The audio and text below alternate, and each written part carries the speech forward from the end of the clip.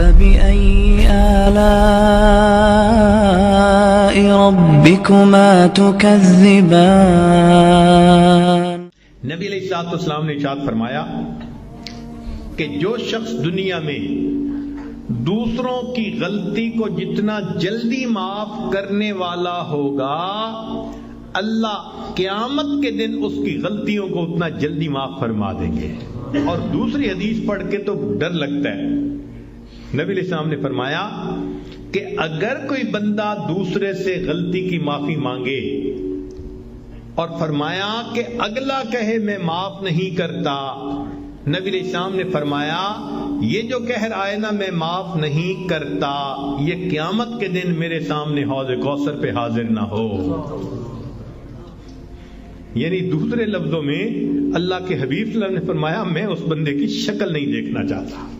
آج تو یہ حال، خاوند بیوی کی غلطی کو معاف نہیں کرتا، بیوی خاوند کی غلطی کو معاف نہیں کرتی۔ اللہ اکبر کبیرہ۔ سوچئے تو صحیح ہمارے دل کی حالت کس قدر بری ہو چکی ہے، اپنوں کو معاف نہیں کرتے۔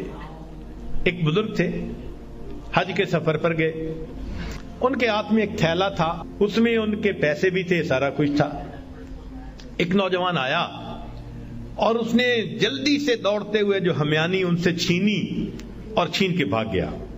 اللہ کی شان کہ جس نے ہمیانی چھینی تھی نا، یہ تھوڑی دور آگے گیا تو اچانک اس کی آنکھوں کی بینائی چلی گئی۔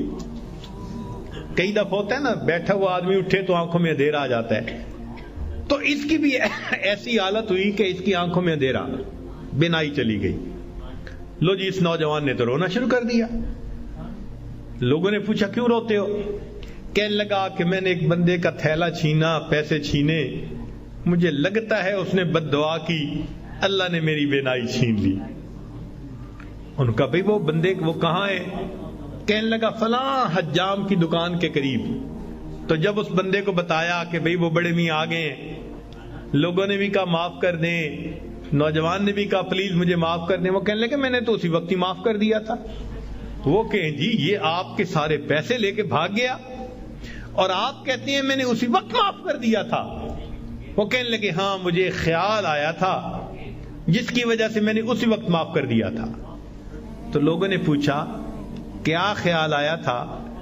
تو وہ بڑے میاں کہنے لگے کہ جب یہ میرا تھیلا لے کے بھاگ گیا تو میرے ذہن میں خیال آیا قیامت کا دن ہوگا اور میں اگر اللہ کے سامنے مقدمہ پیش کروں گا تو اس بندے سے حساب لیا جائے گا، اور جتنی دیر میرے اور اس کے مقدمے کے فیصلے ہونے میں لگے گی، آقا صلی اللہ علیہ وسلم نے فرمایا میں امت کا حساب مکمل ہونے سے پہلے جنت میں نہیں جاؤں گا۔ تو خیال آیا کہ جتنی دیر میرے مقدمے میں لگے گی، میری وجہ سے میرے آقا صلی اللہ علیہ وسلم کو جنت میں جانے میں دیر لگے گی، میں نے معاف کر دیا، نہ مقدمہ پیش ہوگا نہ میری وجہ سے میرے آقا کو دیر لگے گی۔ آج ہماری اگر یہ سوچ بن جائے تو ہم ہر ایک کو معاف نہ کر دیں کہ ہماری وجہ سے تو ہمارے آقا کو دیر نہ لگے نا جنت میں جانے میں۔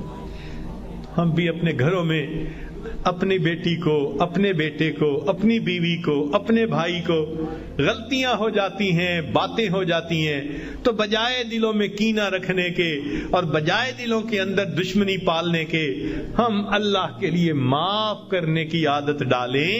یہ نبی علیہ الصلوۃ والسلام کی عادت مبارکہ ہے۔